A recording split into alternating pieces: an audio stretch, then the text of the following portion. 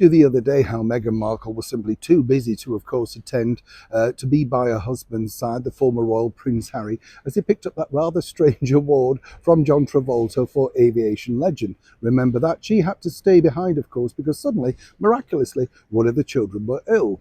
It's a little bit like when she went to the Invictus Games and she had to stay behind doing milkshake runs and collecting burgers.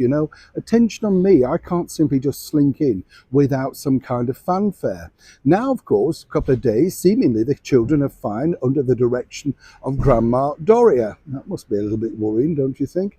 But there you go. Now, what's happened is that Harry and Meghan have turned up at this premiere over in Jamaica of a Bob Marley film. But as ever, it's never exactly what it seems. Let me explain. Hi, good morning. Nice to see you. Thank you so much for joining. I'm talking to you. Yeah, I know. You're dropping off. Keep up. Nice to have your company. By the way, I'm glad that you enjoyed the story about Nancy Reagan and that wonderful thing that all happened in the 80s. I don't know if it happened today. You know what I mean? That sort of thing wouldn't have the same impact. I mean, getting to meet the First Lady when you're that young, as this, actor told me, Lee McDonald, he said it was like a dream. He couldn't quite believe how quickly it had gone on, etc. That is showbiz, isn't it? That's how fast it moves on in this big world. But of course, when you are someone like Meghan Markle, you really do need to try and make some kind of impact. And an impact is very difficult in this social media age. So why the Bob Marley premiere? Well, it's quite simple, let me tell you. The whole thing is aligned to her latest management team. And her latest management team, literally struggling to get any kind of work, whether it be an endorsement for Dior or indeed kickstarting the ill-fated grifter Spotify deal.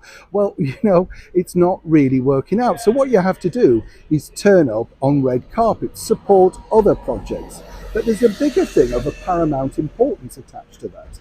You see, the company behind that is a company that her team believes she should now get in with, Paramount Plus. Now, let me tell you, Paramount Plus are not cash rich. They're certainly not Netflix. They're new to the streaming market, and although they are a registered brand known around the world since the 1920s, they've struggled in recent years. They've come in late to the streaming world, so consequently, not exactly going to be offering oodles of money.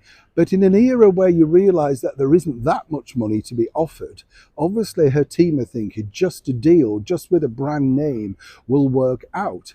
Meghan, I was told, was schmoozing all the executives, basically playing coy and obviously saying exactly what they wanted to hear.